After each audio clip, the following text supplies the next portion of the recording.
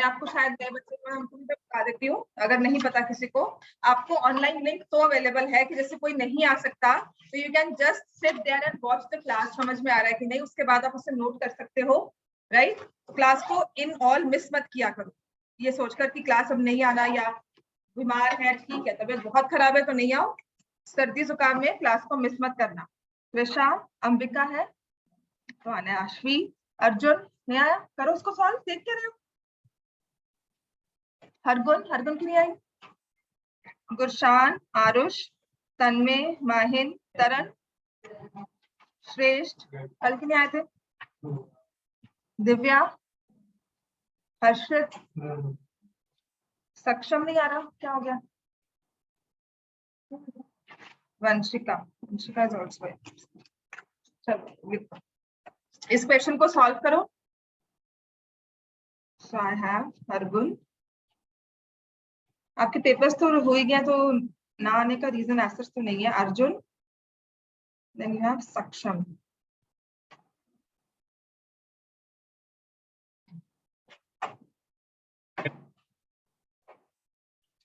और काशिन इस क्लास में आया है।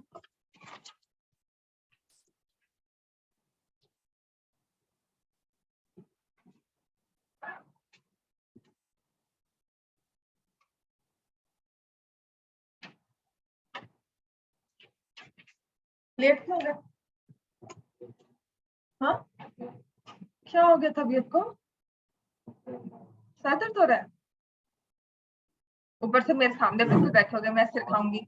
हाँ हाँ, क्या करूँ, मैं सिर खाऊंगी, हाँ क्या करूँ मैं। अच्छा, ये अच्छा है तुम्हारा, और ये कम है, इसको तुम्हारे आने का कम है।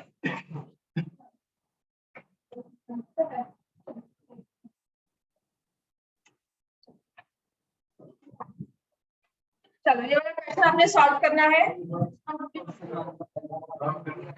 हाँ, मैं नहीं करती, अच्छा ठीक है करो फिर, but I am not going to give you 10 minutes, मैं नहीं दूंगी, मुझे आगे भी काम करवाना है, आपको आगे सिलेबस मुझे कवर करवाना है, so that I can move on with your revision very well.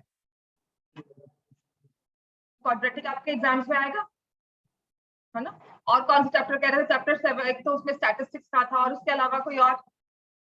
First 3 chapters के अलावा सिर्फ क्वाड्रेटिक है जो एग्जाम्स में आएगा, और एक स्टैट्स है ना? अभी मई टेस्ट में जुलाई में होगा, वो बाद में, तब तक तो ये सारा कवर हो जाएगा, एपी कोऑर्डिनेट सब हो जाएगा बड़े आराम से। वो तो बेटा कराते रहेंगे, दे विल जस्ट रन, वो तो पढ़ेगा ही बच्चे, हो जाएगा। क्या हो गया, किसका फोन था? चलो सॉल्व करो, कैसे करेंगे सॉल्व इसको? आपके पास 2 मेथड्स होते हैं, first one is to take the LCM, एक लेते हैं, इसमें बड़ी सी वैल्यूज ही आती है, एक्स और वाई का एक एलसीएम लेके कर सकते हैं, या आप डायरेक्टली, मैं आपको दोनों वेज से करवा दूंगी, डायरेक्टली मुझे सॉल्व नहीं करना, राइट? मैं क्या करूंगी, यहाँ पर ये -1 इधर है, I will take my constant term of the second equation to the other side. हुआ सॉल्व? क्यों देखने लग जाते हो मुझे? ये तुम्हारे पेपर, सक्षम क्यों नहीं आ रहा है? काशिन हो गया, और ये श्रेष्ठ पूरा पेपर दोबारा सॉल्व करो। काशिन तुम भी, तुम्हारा बिल्कुल भी जितना क्लास में तुम कहते हो ना ले लो उतना ही हाल बुरा हो रहा है तुम्हारा पेपर में।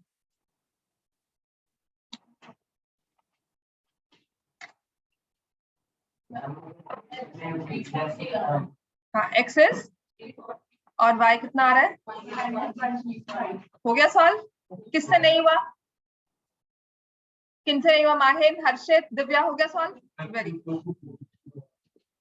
चेक करो दोबारा, कैलकुलेशन मिस्टेक होगी, अगर 460 तक पहुंच चुके हो या 470 तक, तो कहीं कैलकुलेशन मिस्टेक है, चेक करो, मैच कर लो तरन के टेस्ट से अपना, अदरवाइज मुझे दिखा दो वापस। हाँ जी, यहाँ पर आरुष सॉल्व हुआ, काशिन, टेस्ट का क्वेश्चन है, कुछ तो करूंगी मैं आपको पढ़ाने के लिए, है ना, ताकि समझ में आए, पिछला भूलो नहीं, उसे करते रहो, और कल की डांस सब वेरी, अगर आ गया है तो आपको समझ में आ गया। टेस्ट के जितने भी क्वेश्चंस मैं दिया करूंगी ना क्लास में, एक क्वेश्चन देकर आपसे सॉल्व करवाया करूंगी, उसके बाद will move on to the next one. हो गया सॉल्व?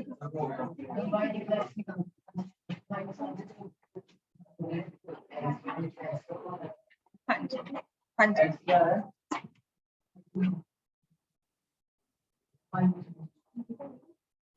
हाँ, अब ठीक किया तुमने, 720 लिखा है, बिल्कुल ठीक। हाँ जी सक्षम, क्या नाम तुम्हारा? श्रेष्ठ। मैं सक्षम और श्रेष्ठ में बहुत कंफ्यूज होता है।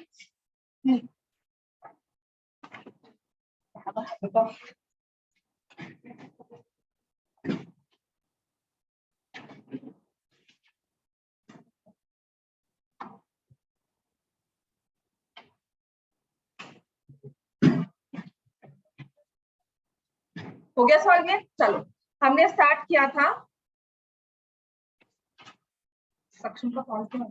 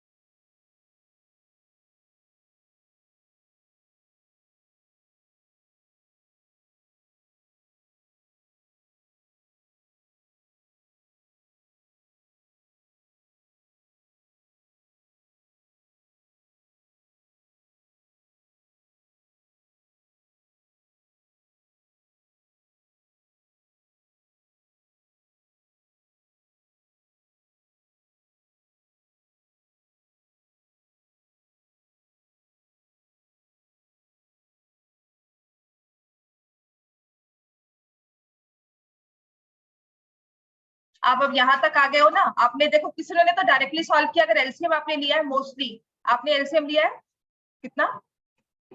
10 लिया ना, तो तुम्हारे पास आ गया x प्लस 2y। तुमने इसे ऐसे रखा -10 अपॉन 10 -1 इक्वल टू 0, और दूसरे में तुमने एलसीएम लिया 24, तो ये आ गया 3x plus 4y minus 15 equal to 0, right? Like this, ठीक है ना? तो अब हम क्या करेंगे, जब आप इस एलसीएम को लेकर जाओगे तो ये -10 इक्वल टू 0 हो जाएगा थ्रू आउट, और फिर यहाँ क्रॉस में मल्टीप्लाई होकर, बिकॉज यहाँ 0 है, क्रॉस में मल्टीप्लाई होकर खत्म हो जाएगा। 3x plus 4y minus 360 upon 24 equal to 0। Clear हो गया इतना?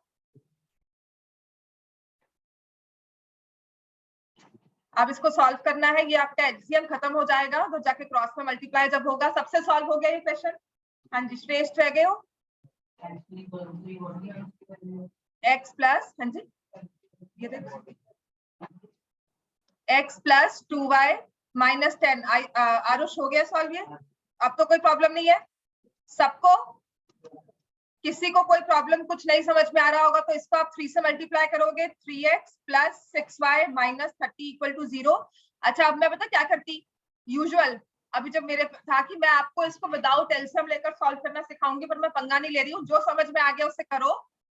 During the course of this year, जब आप थोड़ा सा यूज टू हो जाते हो पढ़ाई को और ऑनलाइन से हटकर ऑफलाइन में बिल्कुल एडजस्ट हो जाओगे, तब अपने आप ही आपको डायरेक्टली सॉल्व करना आ जाए, ठीक है? एलसीएम भी मत लो इसमें। आपको अगर मल्टीप्लाई करना है ये 1/10 है और ये 1/8 है, मुझे कोएफिशिएंट सेम करने हैं तो मैं उसे 1/40 बना सकती हूँ। तो मैं इसको मल्टीप्लाई करूंगी 1/4 से और इसको मल्टीप्लाई करूंगी 1/5 वो भी कर सकते हो, आपकी बात, वो इधर जाकर करना जैसे मर्जी करो, आपको एलसीएम सबका ही लेना पड़ेगा, ठीक है। वो आपकी मर्जी है कि अगर आपने -15 इधर नहीं लिया, -1 को वहां ले, दैट्स प्योरली योर विश। उसमें कोई ऐसा नहीं है कि ऐसा क्यों किया है। समझ में आ गया ये? अर्जुन सॉल्व हो गया ये? चलो अब आ जाओ, अब हमें करना है सॉल्व, राइट। अब हमें करना है, हमने स्टार्ट किया था एचसीएफ एलसीएम, राइट। हमने एचसीएफ स्टार्ट किया था। एचसीएफ क्या होता है? Highest common factor. HCF को we say is the highest common factor of numbers। और मैंने क्या करवाया था कल HCF में आपको? हाँ, लास्ट क्वेश्चन क्या करवाया था? फैक्टराइजेशन मेथड से HCF निकालना, है ना। HCF हमने पहला क्वेश्चन, मैं बुक के क्वेश्चन करवा रही हूँ इसमें, और इसमें ज्यादा प्रैक्टिस हम नहीं करेंगे, जो एलसीएम वाले क्वेश्चन होंगे उसमें we'll see। तो पहली चीज जो हम HCF में करते हैं, that is to find the HCF of, first मैं आपको देती हूँ 135 एंड 225। तो first method to find the HCF is through prime factorisation.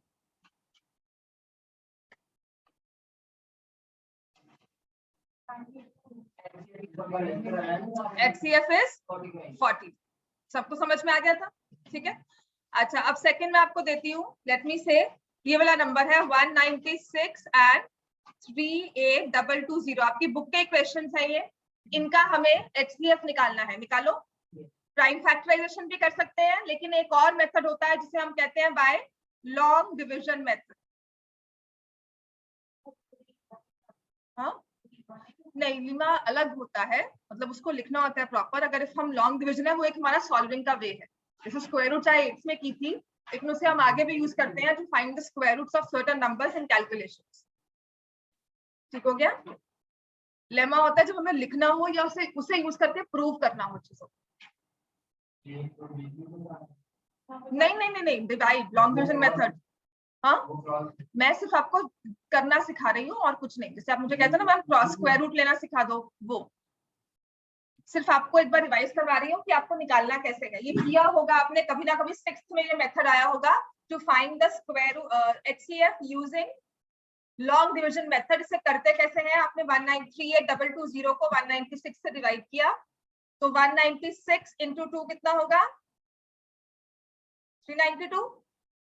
तो मैं करूंगी 1 से 196, तो ये आ गया 6, देन वी कम, यहां से आ जाएगा ये 7, 1762 नहीं 176, देन ये 2 आ गया, 9 से मल्टीप्लाई करेंगे इसको, है ना। हाँ, 196 इंटू 9, 54, 5 कैरी 86, 8, देन ये हो जाएगा 1764। तो ये भी नहीं जाएगा, ये जाएगा 8 से। मैं सिर्फ यहाँ पर आपको मेथड रिवाइज करवा रही हूँ, हमें कैसे निकालना है HCF using long division method. और इन केसेस में हम पहले क्या करते हैं, आपके बड़े नंबर को छोटे से डिवाइड करते हैं, राइट। 8, 4, 72, 6, 7, 1, 5, 6, 8। तो 8 सा 1, 5, 6, 8 आ गया, 4, 9, 1, 1940 हो गया ये। ठीक हो गया? तो ये 9 से डिवाइड हो जाएगा, 1764, इट विल बी 6, और यहां से आ जाएगा ये 7, 1, 176 आ गया रिमाइंडर। ये हमारा नंबर 38,220। जब मैंने 196 से डिवाइड किया तो रिमाइंडर आया 176। मुझे डिवीजन नहीं करनी थी, मुझे HCF निकालना है। तो हम क्या करते हैं, remainder of the first step, final remainder, और हमारा जो डिवाइजर होता है वो आ जाता है यहाँ पर, बन जाता है डिविडेंड। उसी के लिए मेथड है, उसी के लिए मेथड है। और मैं क्यों पंगा ले रही हूँ, जो चीज है नहीं मैं क्यों करवा रही हूँ, सिर्फ इसीलिए करवा रही हूँ कि जब आप किसी प्राइम नंबर में अटक जाते हो और हमें नहीं समझ में आ रहा कि वो प्राइम नंबर है या नहीं है, मेरे हिसाब से वो प्राइम है, 221 क्योंकि होता है, तो 211 के चांसेस बहुत ज्यादा है प्राइम होने के। ठीक है, हाँ तो 211 इज प्राइम। 19 तक जितने भी टेबल्स आते हैं उसमें अभी तक 211 नहीं आया, जो भी मैंने आगे किया, ठीक है। तो उसके प्राइम होने के चांसेस ज्यादा है। तभी ये मेथड एक बार करवा देती हूँ कि कहीं अटकोगे तो you know a way out. बाद में वो भी समझ नहीं आएगा, अलग बात है।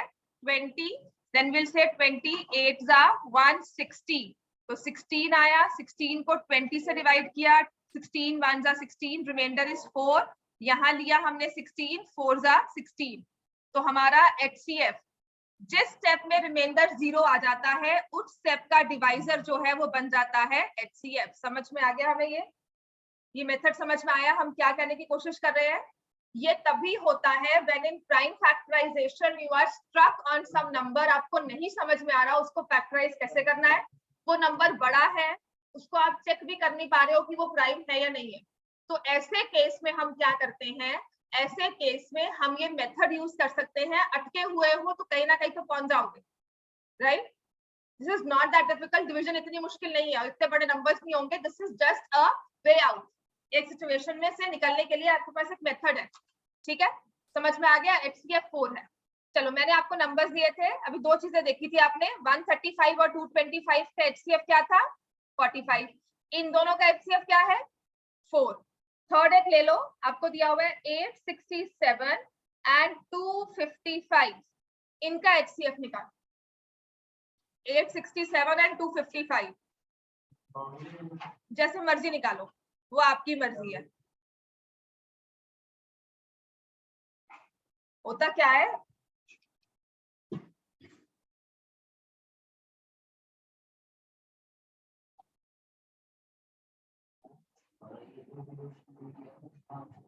फोर।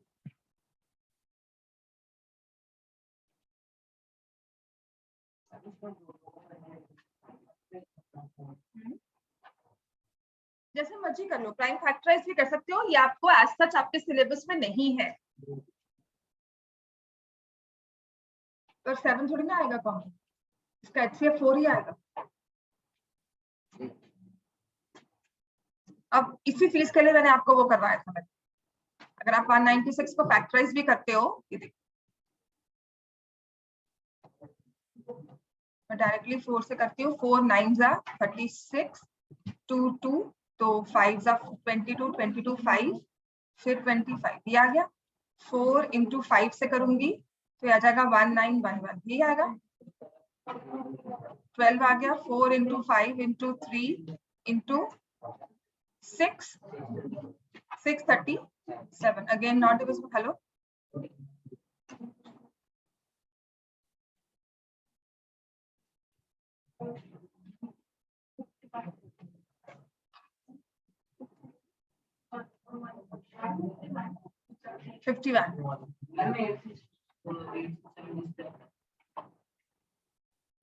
देखो इसमें 4 ही आएगा। हाँ, तो क्या आएगा इसका आंसर? 51। HCF is 51। आपके पास ये नंबर थे 335 और 250, 225, इनका HCF था 45। अर्जुन मैं चेक करूंगी इसको बाद में, आपने कहाँ गलती की है, ठीक है? मैं तुम्हारा चेक कर लूंगी। 196 एंड, और तुम पढ़ना शुरू कर दो, घर पे रिविजन करनी शुरू करो। मैथ्स ऐसी रही तो लास्ट में मैं भी नहीं बचा पाऊंगी, मैं क्या कोई भी नहीं बचा पाए। 255, द HCF इज 51। आपने खुद निकाला, सबने निकाल लिया? 51 आया सन में। एक्सरसाइज 1.1। अब एक चीज आप देखोगे हर एक केस में, चलो मैं ये नंबर देती हूँ, ये है 6, 42, 48, इनका HCF निकालो क्या होगा? 6, हाँ तीनों का 6 होगा, सबको पता है ना यहाँ पर? Because 42 is also divisible by 6, 48 is also divisible by 6, highest common factor is 6. तो इन सभी केसेस से आपने चेक किया कि जब आप HCF की बात करते हो, वो सबसे छोटा नंबर कौन सा है यहाँ? 6, 42, 48 में से तीनों में से नंबर छोटा कौन सा है? 6। और HCF क्या है? इन दोनों में छोटा कौन सा नंबर है? 135। HCF क्या है? 45। 45 135 से छोटा है या बड़ा है? छोटा है। ऐसे 196 और 38220 में HCF is 4 और दोनों में स्मॉलेस्ट नंबर था 196। तो यहां से you will come to know, या एक एचसीएफ की प्रॉपर्टी होती है, HCF is either less than और equal to the smallest number in the group. आपने जिन भी नंबर्स का एचसीएफ निकाला, चाहे वो 100 नंबर्स हो, अगर वो एचसीएफ है तो सबसे छोटे नंबर के या तो इक्वल होगा या उससे भी छोटा होगा, उससे बड़ा नहीं हो सकता। आपका एचसीएफ 135 से बड़ा नहीं आ सकता, 196 से बड़ा नहीं आ सकता, 255 से बड़ा नहीं आ सकता। HCF can not be both, क्योंकि आप जब फैक्टर की बात कर रहे हो, फैक्टर ने डिवाइड करना है ना। तो मैं कैसे कह सकती हूँ कि एक नंबर मैं ले लूं 10 और वो 6 को डिवाइड कर दे, ठीक हो गया। फैक्टर की बात कर रहे हैं ना, एचसीएफ मतलब हाईएस्ट कॉमन फैक्टर, फैक्टर मतलब जो डिवाइड करेगा। So how can I say that I take the HCF of these three numbers as 18? मान लो मैंने कैलकुलेशंस में करके निकाल दिया कि नहीं जी HCF तो 18 आ रहा है मेरा, ठीक है ना। तो क्या 6 जो है वो 18 से डिवाइड हो जाता है? नो, होल नंबर्स में नहीं होता ना डिवाइड। तो इसका मतलब HCF जो है वो 18 नहीं है, हो ही नहीं सकता, ठीक हो गया इतना। HCF cannot be 18. Did we get this everyone? समझ में आ गया हमें ये एचसीएफ के बारे में? इतना ही हमारे लिए काफी अभी जानना। और एक चीज और लिखो, जिन नंबर्स का एचसीएफ 1 होता है, फॉर एग्जांपल मैं आपको नंबर देती हूँ 27 एंड 49। क्या है 27 को आपने फैक्टराइज किया 3 इंटू 3 इंटू 3, 49 को फैक्टराइज किया, क्या आ गया 7 इंटू 7। दोनों में कोई कॉमन फैक्टर है कोई कॉमन फैक्टर? 3 इसमें आ गया, इसमें नहीं आया, 7 इसमें आ रहा है, इसमें नहीं आया। तो इसका मतलब क्या हुआ, HCF ऑफ 27 एंड 49 इज 1। और ऐसे नंबर्स को हम क्या बोलते हैं, को प्राइम नंबर्स। को प्राइम नंबर्स मतलब उनका हाईएस्ट कॉमन फैक्टर 1 होगा, वो दोनों नंबर किसी एक नंबर के टेबल में नहीं आते। सबसे इजी जो मैं सबसे बच्चों वाली बात कहूंगी कि अगर मैंने कहा इन दोनों का HCF निकालना है, तो कोई ऐसा टेबल हो 2 का, 3 का, 4 का, 5 का, जिसमें 27 भी आए और 49 भी आए। तो ऐसा कोई टेबल नहीं है जिसमें दोनों इकट्ठे आए एक्सेप्ट 1। क्लियर हो गया?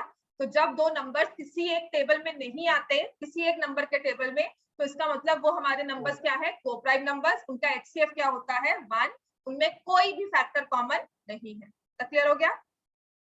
फिर एक चीज और होती है, जैसे फॉर एग्जाम्पल मैंने आपको कहा एक नंबर मैंने लिखा है 27 as 3 into 3 into 3। दूसरा नंबर मैं लिख रही हूँ 75 3 into 5 into 5। Another number I am taking as 7 into 3 into 2। इन तीनों नंबर्स का HCF क्या होगा, ये 42 लिया मैंने। क्लियर है ना इतना? हमें तीनों में कॉमन देखना है, तीनों में 3 कॉमन है, राइट। अब आप क्या करते हो इसके बाद, यूजुअली सिनेरियो बिकम्स, आप कहते हो जी यहाँ पर, चलो एक इसमें और चेंजेस कर लेते हैं। I will take this as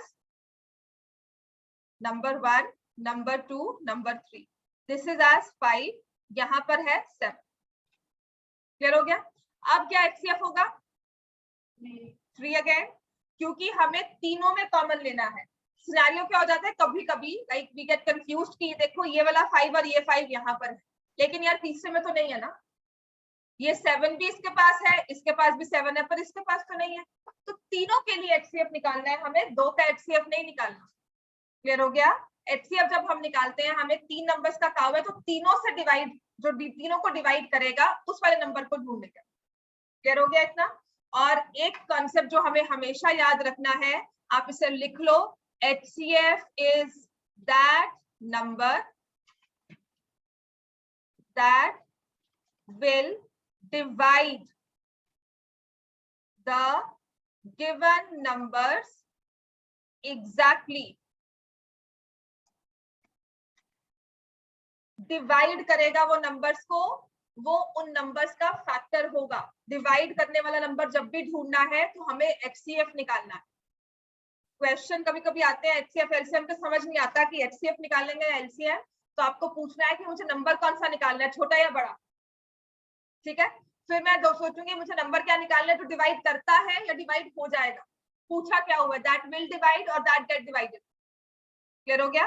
तो जहां पर आपको आंसर होगा कि नंबर ऐसा निकालो जो इन सबको डिवाइड कर दे, इन नंबर्स को डिवाइड करके आए, तो हमें निकालना है हाईएस्ट कॉमन फैक्टर। इतना क्लियर हो गया हमारा? यहाँ तक हमें क्लियर है? कुछ यहाँ पर प्रॉब्लम? अब आ जाओ, आपके पास है पेज नंबर 6 एग्जाम्पल 4। HCF और HCF की एप्लीकेशंस है, आपका एग्जाम्पल 4 करवाऊंगी और एक क्वेश्चन नंबर 3 एक्सरसाइज 1.1 आपके HCF का, ताकि अगर कहीं सैंपल पेपर में कोई क्वेश्चन है that you see by mistake या इसका कोई और एप्लीकेशन हो जाता है तो आपके पास एक होगा। And I am seriously saying board क्या कर रहा है कुछ समझ नहीं आ रही, बिकॉज सम क्वेश्चंस जो हम देख रहे थे और कहते थे कि बोर्ड में नहीं आते, क्वाड्रेटिक इक्वेशंस के ही, वो ही बोर्ड में आए हुए। ठीक है, जो हमें आमतौर पर लगता था कि बोर्ड में नहीं आते हैं, उसमें नंबर्स वाले क्वेश्चन आते हैं, तो उसका ऐसा नहीं किया हुआ। आपने 8th में किया हुआ एक क्वेश्चन रेक्टेंगल वाला, रेक्टेंगल के अंदर रेक्टेंगल बनता है, विड्थ ऑफ द लेन निकालते हैं, 8th में क्वेश्चन करते हो और वो 10th में डाला हुआ है। क्लियर हो गया? तो बोर्ड का कुछ पता नहीं होता, वो कौन से कॉन्सेप्ट को कहाँ पे डाल देता है और कहता है आपको पता होना चाहिए था, आपने पढ़ा हुआ है कहीं।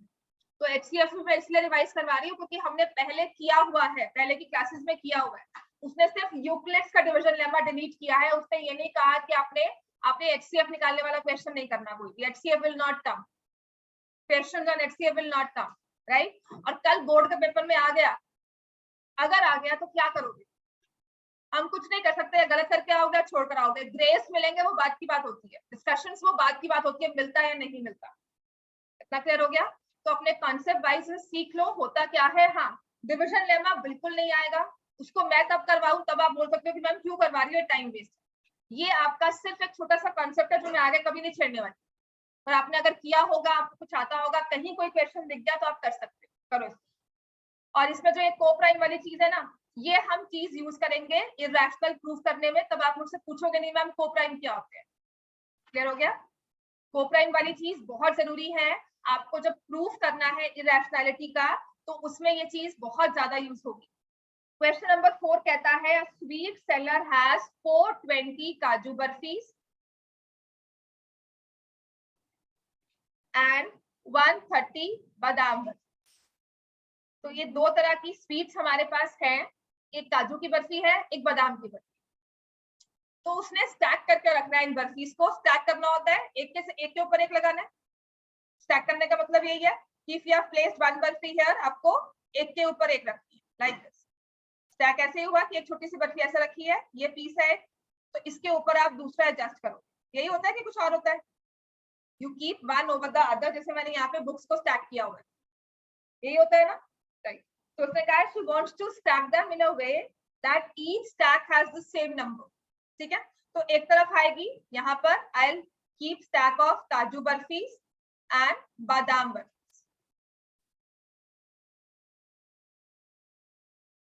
काजू बर्फीज एंड बादाम बर्फीज, 420 काजू बर्फीज है, 130 बादाम बर्फीज है। So she wants to stack them in such a way each stack has the same number, कि जितनी मैं यहाँ पर एक टावर सा बना रही हूँ बर्फी का, जितनी काजू बर्फीज है उतना ही बादाम बर्फीज का टावर हो। नेक्स्ट उसने कहा है and they take up the least area of the tray। ये चीज बहुत जरूरी है, least area of the tray, है ना? मैं क्या कर सकती हूँ, ट्रे लू, 1 पीस रख दूं, उसके ऊपर फिर 1 पीस रख दूं, लेकिन इससे मैंने लीस्ट एरिया कवर नहीं किया। तो मैं क्या करना चाहती हूँ कि एक स्टैक बने, एरिया ट्रे का कम से कम यूज हो, और जितनी काजू बर्फीज का स्टैक है उतने में ही बादाम बर्फीज का स्टैक हो। जितना नंबर 1 में आया उतना ही बादाम बर्फी का भी आया। ठीक हो गया इतना? तो इस केस में देखो, स्टैक करने का मतलब है आई कैन मेक, जैसे आप कल टॉफीज वाली बात कर रहे थे कि पूरी 130 का बना लो एक कप, ऐसे 130 स्टैक कर दो, इसकी भी 130 स्टैक कर दो। कर दी इसकी 130 स्टैक, कितनी रह जाएंगी इसकी 130 स्टैक करने के बाद? 290। मैंने 130 और स्टैक कर दी, कितनी रह जाएगी? 160। मैंने 130 और स्टैक कर दी, कितनी बच गई? 30। अब ये 30 का स्टैक बनेगा, ऐसा तो है नहीं कि मैं और लेकर आऊंगी 130 और लेकर आऊंगी और 160 बना दूंगी। समझ में आया मैंने क्या किया?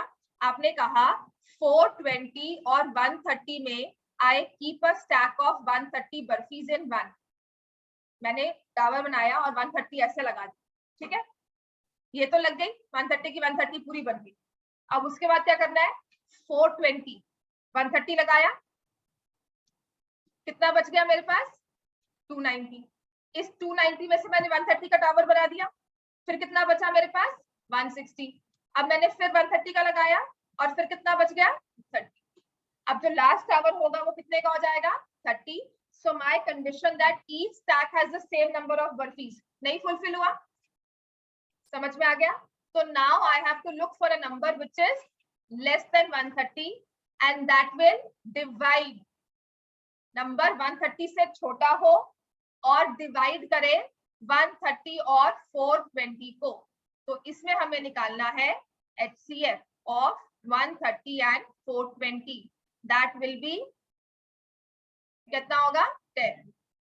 HCF of 130 and 420 will be 10। Clear हो गया? दोनों का HCF कितना हो जाएगा 10। So we will have number of burpees, maximum number of burpees in each stack, maximum number of burpees in each stack is equal to 10। Clear हो गया इतना? राइट? आपने स्टैक बनाना है, आपने पैकेट्स बना के रखने हैं, आपने बॉक्सेस छोटे वाले बनाने हैं कि जितने एक बॉक्स में बर्फीज हो बादाम की उतने ही दूसरे बॉक्स में हो, आप सिर्फ उठा के दे रहे हैं। ठीक हो गया? तो उसमें आपने कहा कि अगर मैं 130 का एक बॉक्स बना दूं तो दूसरे वाली बर्फी के भी मुझे 130 पीसेस इन वन बॉक्स ही रखने हैं। क्लियर हो गया इतना? तो उसके लिए ये वाला नंबर 30 पीसेस रह जाते हैं जिसे हम नहीं रख सकते बॉक्स में। क्लियर हो गया इतना? तो यहाँ पर I will look for a number which is less than 130 cos end of course हमें एक नंबर ढूंढना है बाद में जो दोनों को डिवाइड करे एग्जैक्टली। तो I will go for my HCF। ऐसे ही आ जाओ question number 3 exercise 1.1। Question number 3 exercise 1.1।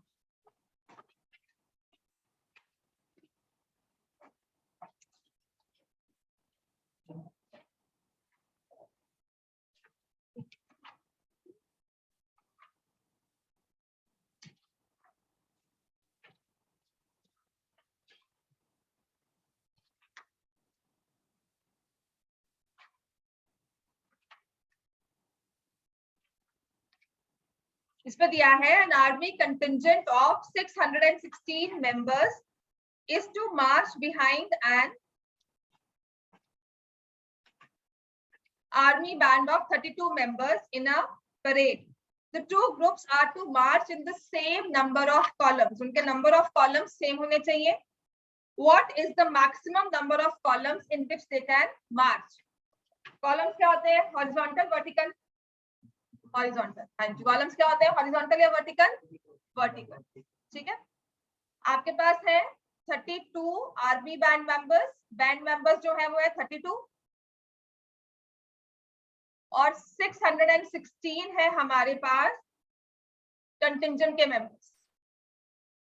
दो ग्रुप्स हैं, एक तो आर्मी वाली बैंड वाले मेंबर्स होंगे और एक होंगे कंटिंजेंट के। इन्होंने सेम नंबर ऑफ कॉलम्स पे खड़े होने। ठीक हो गया?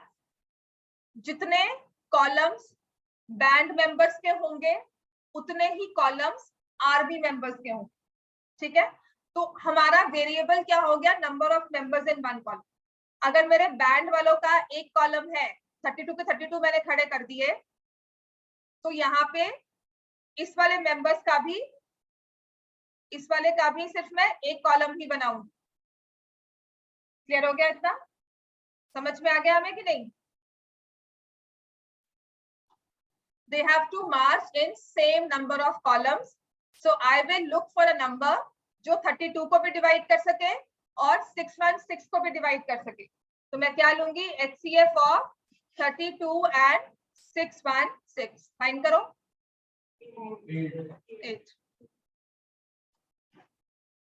8 4 हो जाएगा। इसको जब आप 4 से डिवाइड करते हो तो ये बन जाता है 154।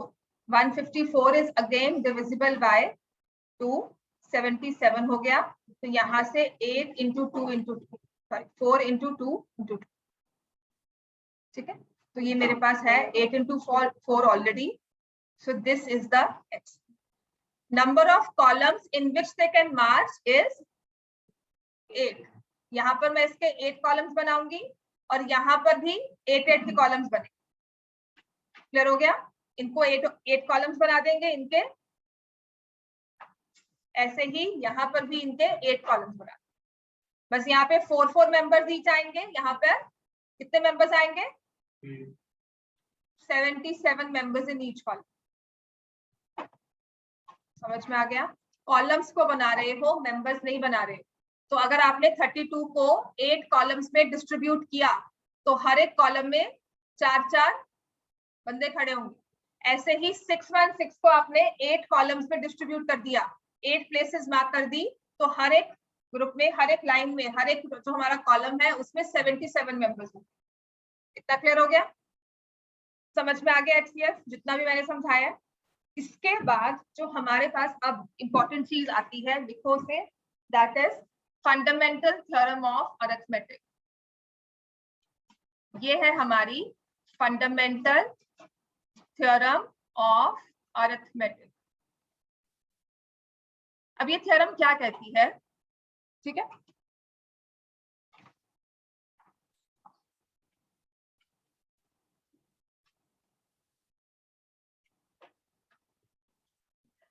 आपने ना कभी ये पढ़ा होगा फैक्टर ट्री बनाना। ठीक है, for example I give you number, अपने अभी क्या था 225 ही लेते हैं। ठीक है, तो हम क्या करते हैं, हमेशा इसको प्रोडक्ट ऑफ 2 फैक्टर्स में लिखते हैं, एक प्राइम एक नॉन प्राइम, या फिर दोनों ही कॉम्पोजिट ले लो। क्लियर हो गया? तो मैंने एक नंबर, मुझे सीधे से दिख रहा है कि 5 से डिवाइड हो रहा है, तो मैंने एक नंबर 5 लिया, दूसरा नंबर क्या आ जाएगा इसके साथ? 45। किसको हम डिवाइड नहीं कर सकते? फर्दर 5 को। 45 को करेंगे तो ये क्या बन जाता है? 9 एंड 5 अगेन। 5 को फर्दर डिस्ट्रीब्यूट नहीं कर सकते, फिर क्या बन जाएगा ये? 3 एंड 3। ये होती है फैक्टराइजेशन, इसको फैक्टर ट्री भी कहते हैं। और कुछ आपने ये भी किया हुआ, ये करते हो ना 45, देन अगेन डिवाइड बाय 5, ये 9 आ गया, 3 एंड 3 एंड 3। हम करते हैं ना प्राइम फैक्टराइजेशन, आती है। और यहाँ पर कितने फैक्टर्स आ गए मेरे पास? एक ये 5 आ गया, ये 5 और ये 3 और ये 3। तो अब ये मेथड्स बनकर कहाँ आए थे?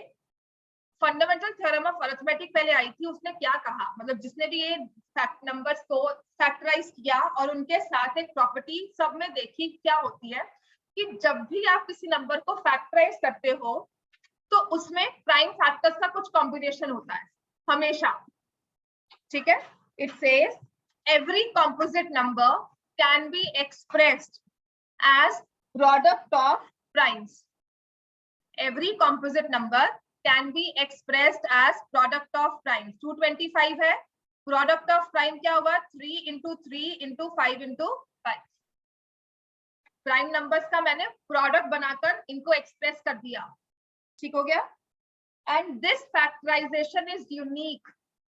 ये जो फैक्टराइजेशन है यूनिक है, ऐसा नहीं है कि किसमें इनको मैं मल्टीप्लाई करूंगी तो 225 ही आएगा। सही बात है कि नहीं? इन 4 नंबर लिखे हैं ना मैंने, इनको मल्टीप्लाई किया तो प्रोडक्ट क्या आएगा?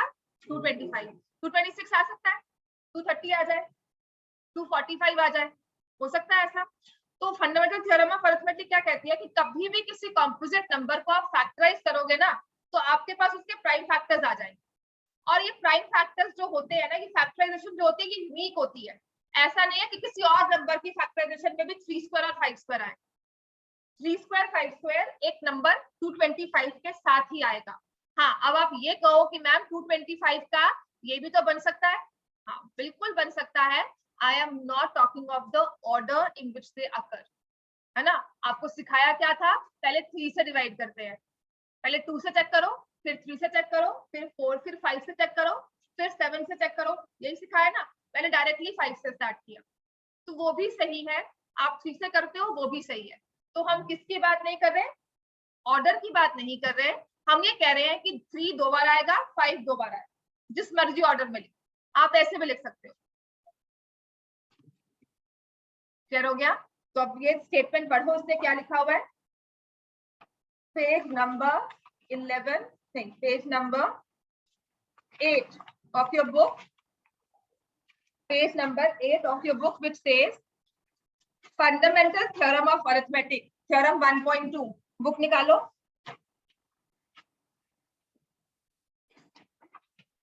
एवरी कॉम्पोजिट, क्या हो गया, क्यों हंसी आ गया वहां से, उसको भी क्या हो गया, नहीं मेरी आंखें खराब हो गई, क्या करूँ, मेरा दिमाग भी खराब हो गया, मैं तुम्हें बोल रही हूँ, है ना। हाँ बड़ा अच्छा है, मैं भी यही करूंगी, ऐसे मुंह छुपा दो, right, don't look at me, don't look at me, है ना। वो पिजन वाली स्टोरी होती है ना कि मैंने आंखें बंद कर ली है, now I can not see the cat, cat is not there, hence proof cat is not there, क्योंकि मुझे नहीं दिख रही तो कैट है ही नहीं, है ना। वही है कि मैम मुझे नहीं दिख रही तो मैम है ही नहीं, अब या मैम को मैं नहीं दिख रहा तो मैम मुझे देखेंगी ही नहीं, है ना। चलो हाँ तो बोलते हो भाई, इतनी हिम्मत तो रखो, क्या मैं स्कूल टीचर थोड़ी ना प्रिंसिपल के पास ले जाऊंगी, मैं क्या करूंगी 2 मिनट बोलूंगी फिर अब तक से फिर पढ़ना शुरू कर दूंगी। हाँ चलो इसमें लिखा है एवरी कॉम्पोजिट नंबर, एक बात समझना, अपनी मर्जी से यहाँ पर आते हो, है ना, आपको मुझसे समझ में आता है तो आते हो, तो फिर अगर नहीं समझ में आता तब भी बोलना है ना, बिल्कुल। और जब कुछ बोल रहे हो तो इतनी हिम्मत रखो, बोल लो। Every composite number can be expressed, देखो लिखा है बुक में, factorized as a product of primes, and this factorization is unique apart from the order in which the prime factors occur. छोटी सी चीज है और इसके थ्रू हम एलसीएम निकालते, इसे यूज करके ही एलसीएम का कॉन्सेप्ट बना था, बस इतनी सी बात कही है कि कभी किसी नंबर को प्राइम या कॉम्पोजिट बताना है ना तो हम इसको यूज करते हैं कि ये नंबर प्राइम है या कॉम्पोजिट, इतना क्लियर हो गया हमें, ठीक है। तो अब आ जाओ exercise 1.2 question number 1, exercise 1.2 question number 1, जिसमें आपने लिखा हुआ है express each number as product of its prime factors.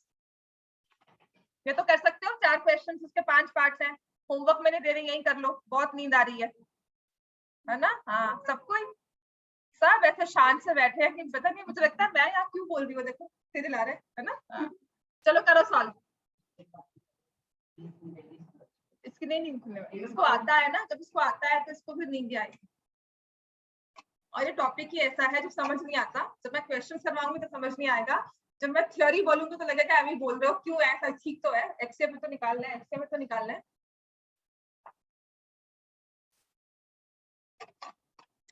चलो 140 को फैक्टराइज करना है,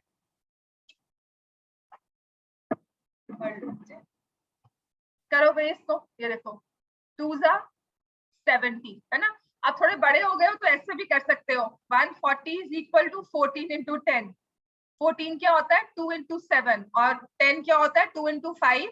ये हमारी फंडामेंटल थ्योरम ऑफ अरिथमेटिक की है कि ऑर्डर इंपॉर्टेंट नहीं है, लेकिन 140 में 2 स्क्वायर होगा, एक 5 होगा और एक 7 होगा, इसके अलावा कोई और प्राइम फैक्टर नहीं होगा, और किसी और नंबर में यही combination 2 square 5 raise to power 1 7 raise to power 1 नहीं आएगा। ठीक होगी बात, ये इतना समझ में आ गया। वैसे 156 करो तो मुझे लिख रहा है कि 2 से डिवाइड हो जाता है, 2 into 78, then 2 into 2 into 39, 2 into 2 into 3 into 13। थोड़े अपने लेवल पर आ जाओ ना, 10th के बच्चे हो। ऐसे ही ट्राई एंड डिवाइड 3825, पहले किससे डिवाइड करोगे इसको, 5 से करो, 5 7 जा 35, 5 7 जा 35, राइट। देन फिर से क्या आ जाएगा, 6 जा 32, देन 5 डिवाइड किया है, क्या हो जाएगा 1, बोलो 1 5 3, राइट। करो डिवाइड, हाँ जी, नहीं हुआ डिवाइड, हो गया ना 5005, हाँ 101 पे अटक गई। हाँ वो एक यूनिक नंबर है, उसे लिख लेना। इतना क्लियर हो गया बच्चे, है ना। तो इसके बाद आ जाते हैं हम 3 इंटू 51, तो उसके बाद आएगा 5 इंटू 5 इंटू 3 इंटू 3 इंटू 17, कि जब मैं 5 स्क्वायर 3 स्क्वायर और 17 को मल्टीप्लाई करूंगी तो हमेशा मेरे पास क्या आएगा 38 25 और कोई नंबर नहीं आएगा, हमेशा हमेशा यही नंबर आएगा, इसके अलावा कोई और नंबर कभी नहीं आएगा। और अगर इसको फैक्टराइज करूंगी तो उसमें भी 5 स्क्वायर 3 स्क्वायर 17 ही होगा। This is my fundamental theorem of arithmetic. फिर हमारे पास है नंबर 5005। हाँ जी, एक 5 तो हमने निकाल लिया।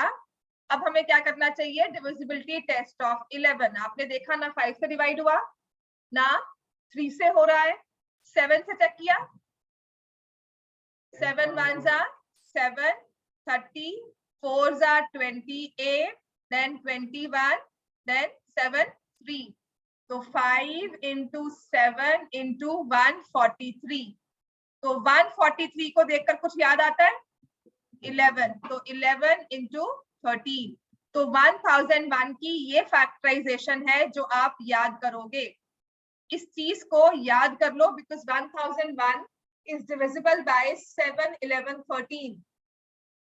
ठीक हो गया।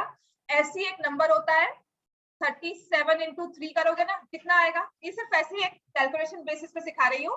37 3 111, तो अगर आप 37 into 6 करते तो क्या आएगा 222। 37 into 9 करोगे तो कितना आएगा 333। सो ये कैलकुलेशंस में याद करते हैं, पैटर्न बनता है नंबर का, so that we remember. So tomorrow if you will do 37 into 12, the answer will be 444। समझ में आ गया ये? चलो अब हो गया ये। नेक्स्ट हमारे पास है 7429। नंबर इज फिफ्थ पार्ट का 7429। किससे डिवाइड हो रहा है ये? 3 से हो रहा है? नहीं। 7 से किया, चेक करो, नहीं हो रहा। 7 के बाद 11, 3 से होगा, ठीक है। 11 से हुआ। 11 का डिविजिबिलिटी टेस्ट तो आता है ना, हम ऑड नंबर वाली प्लेसेस और इवन नंबर वाली प्लेसेस को ऐड करते हैं, ऑल्टरनेट प्लेसेस को ऐड करते हैं। 9 + 4 is 13, 7 + 2 is 9, 13 - 9 is 4, which is not divisible by 11। तो अब इस नंबर को चेक करो 13 से। 13 5 65, 92, 13 7 91, 1919 हुआ। 9 13 से डिवाइड नहीं हुआ।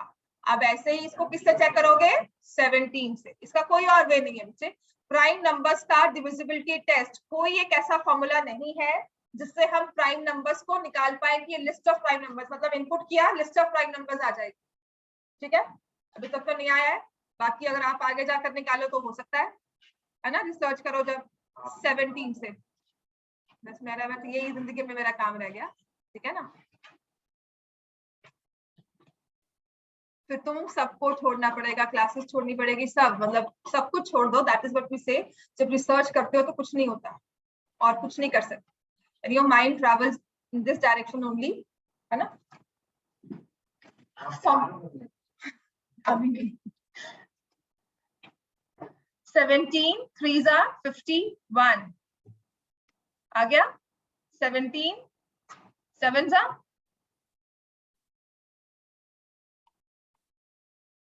नहीं होता। 17 7 119, तो 7429 इज इक्वल टू 17 into 437। अब देखो 437 क्या डिविजिबल होता है 17 से?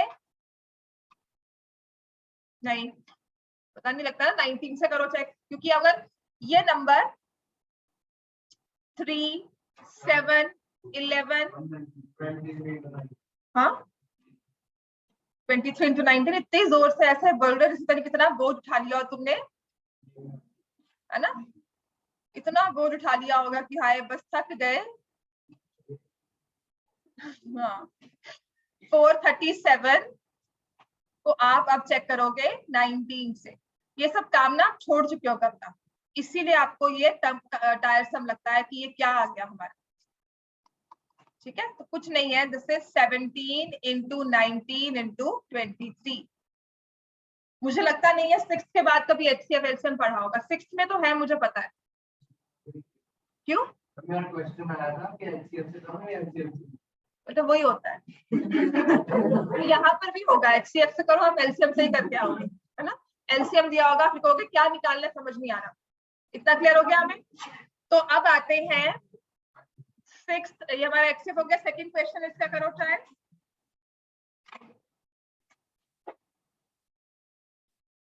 क्वेश्चन नंबर 2, आपका होमवर्क ना अभी भी वही होगा, टू सॉल्व लीनियर इक्वेशंस और पॉलिनोमियल्स। पॉलिनोमियल्स कर लो कुछ था। पॉलिनोमियल्स में तो जो मैंने वर्कशीट दी है वही करनी है, ठीक है। कम से कम 50 क्वेश्चंस होंगे कि नहीं, इतने तो है। हाँ, तो वो 50 क्वेश्चंस आपने पॉलिनोमियल्स के कर लोगे। उसके अलावा कुछ और नहीं करने की जरूरत होगी अभी फिलहाल के लिए, आपके कॉन्सेप्ट सारे क्लियर हो जाएंगे। हाँ जी, 13/7 सर। तो यू हैव 26 एंड 91। आपको इनका HCF निकालना है और LCM निकालना है। So the only method we do is to prime factorise.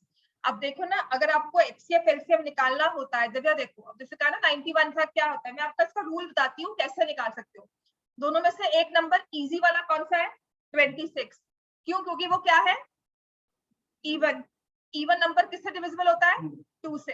तो आप एक कम से कम एक स्टेप तो पहुंच जाओगे आगे, 2 into 13, ठीक है। अब 91 किससे नहीं डिवाइड होता, 2 से नहीं डिवाइड होता। आप चेक करोगे क्या 13 से डिवाइड होता है, आपके पास दूसरा factor most of the times आ जाएगा। जब भी 2 या 3 नंबर्स का HCF निकालना है, ऐसे क्वेश्चंस हैं, आपके 6th में भी थे, ठीक है। 6th में एक क्वेश्चन है ऑयल वाला, अगर 6th की बुक किसी के पास होगी चेक करना, उसमें 3 नंबर दिए हैं, 2 बहुत अच्छे से फैक्टराइज होते हैं, तीसरा नहीं होता, समझ नहीं आता उसके फैक्टर्स क्या है। तो this is the only way to find the prime factorisation of each and every number. आप किसी एक नंबर की निकाल लो, फिर चेक करो दूसरा नंबर उससे डिवाइड होता है कि नहीं होता। तो आपके पास ये आ जाएगा 7 into 13। Now what is the HCF, 13, and what is LCM, 2 into 7 into 13। LCM में हम क्या लेते हैं, take all the factors and their maximum power। LCM कैसे निकालते हैं, एक तो आपने वाला तरीका किया होगा, 26 और 91 को साइड बाय साइड लिखा, ये 2 से, ये 13 से और ये 91। फिर आपने कहा 13 से चेक कर लो, 13 और फिर ये 7। फिर आपने कहा 13 13 और 7, सॉरी यहाँ पे 13 1 है। फिर आपने कहा 1 and 7, then you take with 7 और ये आ गया 1 and 1। एक ये मेथड होता है। दूसरा मेथड क्या होता है LCM निकालने का, अगर हमें ये नहीं करना, आपने हर एक नंबर को प्राइम फैक्टराइज कर लिया। इस नंबर में जितने डिफरेंट प्राइम नंबर्स हैं उन सबको लिख लो। मुझे एक 2 दिख रहा है, एक 7 और एक 13। फिर मैं चेक करूंगी कि 2 की मैक्सिमम पावर सभी नंबर्स में क्या है, जो भी प्राइम फैक्टर हमने लिया है ना, उसकी मैक्सिमम पावर देखेंगे क्या है। क्या है मैक्सिमम पावर इनकी, 1। 13 में मैक्सिमम पावर क्या है, 1। 7 की भी क्या है, 1। अब ऐसे दूसरा नंबर ले लो, आपको क्लियर हो जाएगा। थर्ड पार्ट करवा रही हूँ, 336 एंड 54। पहले सिर्फ LCM निकालना देख लो, 336 एंड 54। 336 को मैंने फैक्टराइज किया 4 into 84, ठीक है। तो 4 into 4 into 21 which is 3 into 7।